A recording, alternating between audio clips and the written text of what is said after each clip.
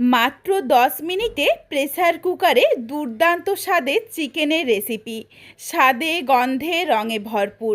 সবসময়ই হাতে বেশি সময় থাকে না, যখন তাড়াহুড়ো থাকে তখন কিন্তু একবার হলেও এইভাবে চিকেন বানিয়ে দেখতে পারো, বা এমনিতেও বানাতে পারো। খেতে কিন্তু বেশ ভালো লাগে।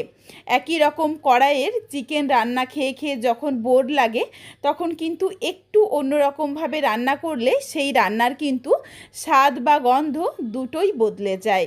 বন্ধুরা, তোমাদের কাছে আমার একটাই অনুরোধ রইল, একবার হলেও এইভাবে চিকেন রান্না করে আমায় কমেন্টে জানাতে ভুলো না রেসিপিটা তোমাদের কেমন লাগলো। তাহলে চলো আজকে রেসিপি দেখে নেওয়া যাক। তবে কেউ স্কিপ করো না। স্কিপ করলে আমি কি পদ্ধতিতে রান্নাটা করলাম, বা কখন কোন মশলার কিভাবে কতটা পরিমাণে ব্যবহার করলাম, সেটা তোমরা মিস করে যাবে। তখন হয়তো খেতে এতটা ভালো হবে না।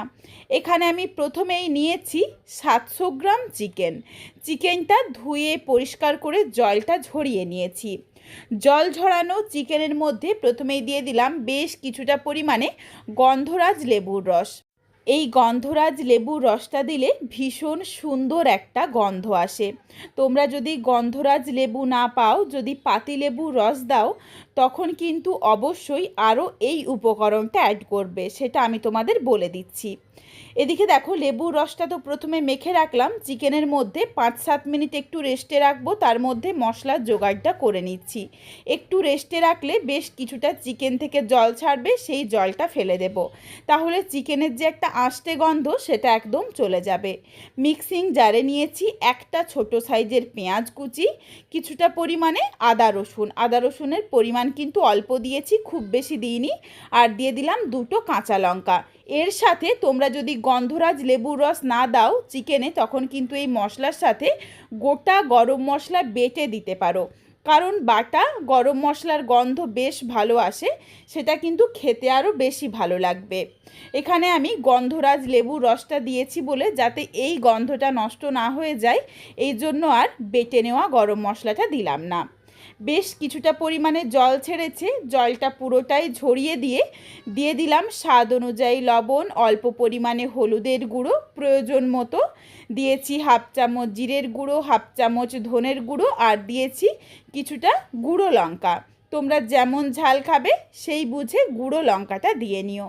তবে এখানে 2টো কাঁচা লঙ্কা বেটে দিয়েছি, বা কয়েকটা কাঁচা লঙ্কা ফাটিয়েও দেব, সেটা বুঝেই কিন্তু তোমাদের ঝালটা দিতে হবে।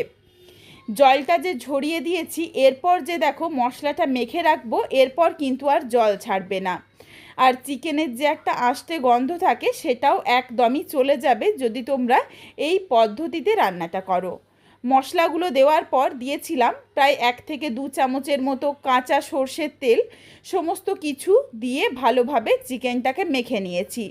চিকেনটা মাখা হয়ে গেলে প্রায় 15 থেকে 20 মিনিটের জন্য রেস্টে রাখতে হবে। তোমরা চাইলে আরও বেশি সময় নিয়ে রাখতে পারো, তবে 15 থেকে 20 মিনিটটা কিন্তু রাখতেই হবে। এরপর বসিয়ে নিয়েছি প্রেসার কুকার। প্রেসার কুকারের মধ্যে অল্প পরিমাণে সর্ষের তেল খুব ভালোভাবে গরম করে ডুমো করে কেটে নেওয়া আলু দিয়ে দিলাম। আলু দিয়ে নাড়াচাড়া করে আলুটা বেশ একটু লাল করে ভেজে নিচ্ছি। এখানে কিন্তু আর আমি লবণ দিচ্ছি না, তার কারণ চিকেন যখন মেখে নিয়েছিলাম তখনই কিন্তু লবণের পরিমাণটা একদম বুঝে দিয়ে দিয়েছিলাম, যাতে আলুর সাথে আর লবণ না দিতে হয়, বা ঝোলেও কিন্তু আর লবণ দেওয়ার দরকার হবে না। আমি একদম সেটা মাপ মতো দিয়ে দিয়েছি। আলুগুলো উল্টে পাল্টে দেখো বেশ লাল করে ভেজে তুলে রাখলাম। প্রেসার কুকারের মধ্যে যেটুকু তেল রয়েছে এই তেলেই রান্নাটা করে নিচ্ছি, আর তেল দিচ্ছি না। তোমরা চাইলে আরও তেল দিতে পারো। তেলের মধ্যে প্রথমে দিয়ে দিলাম সামান্য একটু চিনি, যাতে কালারটা ভালো হয় আর রান্নার টেস্টটাও যাতে ব্যালেন্স হয়, তার কারণ এখানে লেবু বা টমেটো এগুলোর ব্যবহার রয়েছে। চিনিটা গলে যাওয়ার পর দিয়ে দিয়েছি ফোড়নে গোটা গরম মশলা, যার মধ্যে রয়েছে ছোটো এলাচ, লবঙ্গ, দারচিনি, তেজপাতা আর একটা ফাটিয়ে নেওয়া শুকনো লঙ্কা।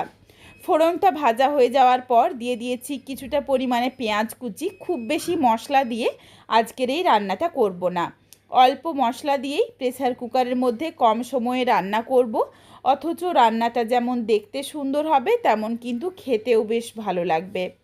নাড়াচাড়া করে পেঁয়াজটাকে কিন্তু বেশ একটু ভালোভাবে লাল করে ভেজে নিতে হবে। সুন্দর দেখো যখন একদম একটা লালচে রং ধরে গেছে, এই সময় দিয়ে দিচ্ছি বড় সাইজের একটা টমেটো কুচি। টমেটো দিয়েও এর সাথে নাড়াচাড়া করে টমেটোটাকে হালকা করে একটু ভেজে নিচ্ছি। একটুখানি সফট হলেই হবে।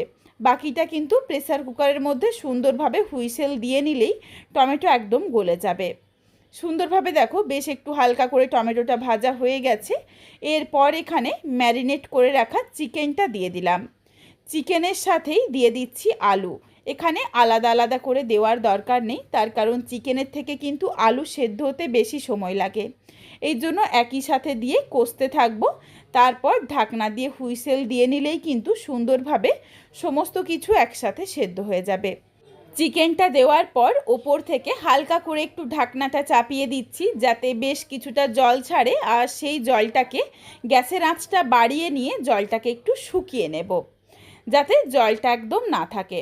দেখো নাড়াচাড়া করতে করতেই জলটা কিন্তু শুকিয়ে গেছে। সামান্য একটু যেটুকু জল ছেড়েছিল, জলটা যখন শুকিয়ে গেছে, এরপর এখানে দিয়ে দিচ্ছি 1 চামচ কাশ্মীরি রেড চিলি পাউডার। এটা দিলাম কালারের জন্য, তবে এটা সম্পূর্ণ অপশনাল। তোমরা চাইলে দিতে পারো, না চাইলে বাদ দিতে পারো। কাশ্মীরি রেড চিলি পাউডার দিয়ে নাড়াচাড়া করে একটু মিশিয়ে নিয়েই এরপর এখানে কিছুটা পরিমাণে জল দিয়ে দেব ঝোলের জন্য।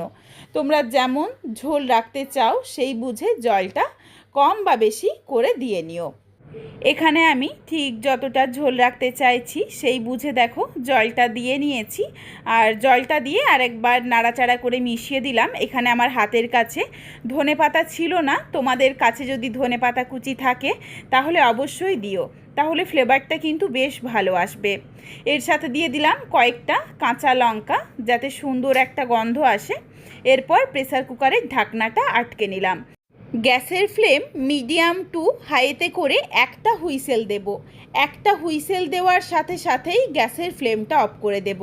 এর চেয়ে কিন্তু আর বেশি দেওয়ার দরকার নেই, তখন কিন্তু আবার একদম গলে যেতে পারে।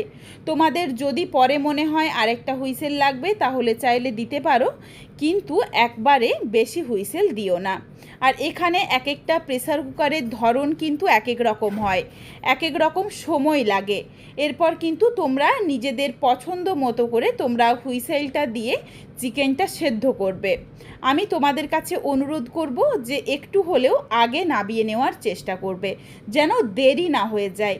দেরি হয়ে গেলে কিন্তু গলে যাবে। আর আগে যদি নাবিয়ে নাও তখন তুমি চাইলে কিন্তু আবার একটা হুইসেল দিয়ে নিতে পারবে। কিছুক্ষণ গ্যাসের ফ্লেম অফ করার পর এইভাবে ঢাকনা দিয়ে রেখে দিয়েছিলাম ভেতরের স্টিমটা যতক্ষণ না অবধি রিলিজ হয়ে যায়। তারপর দেখো নাবিয়ে নিচ্ছি। কয়েকটা আলু আর চিকেন আগে তুলে নিয়েছি। আলু আর চিকেনটা একটু তোমাদের ভেঙে দেখিয়ে দিই। আলু যেমন সুন্দরভাবে সেদ্ধ হয়েছে, চিকেন কিন্তু বেশ গোটা গোটা রয়েছে। চিকেন যে ভেঙে গেছে বা গলে গেছে এটা কিন্তু একদমই হয়নি। এই জন্য আমি তোমাদের কাছে অনুরোধ করব যে আমি ঠিক যেই পদ্ধতিতে রান্নাটা দেখিয়েছি তোমরা পুরো ভিডিওটা ভালো করে দেখার পর একবার হলেও এইভাবে রান্নাটা করে দেখো। রান্নাটা কিন্তু খুব ভালো লাগে খেতে। যেমন দেখতে সুন্দর হয়েছে দেখো, সুন্দর একটা রং, তেমন খেতেও বেশ ভালো। আর কম সময়, মাত্র 10 মিনিটের মধ্যে রান্না হয়ে যাবে। একবার হলেও বাড়িতে এই রেসিপিটা বানিয়ে আমায় কমেন্টে জানাতে ভুলো না রেসিপিটা তোমাদের কেমন লাগলো। চিকেনের এই রেসিপিটা তোমাদের যদি ভালো লাগে তাহলে লাইক করো, শেয়ার করে বন্ধুদের দেখার সুযোগ করে দিও।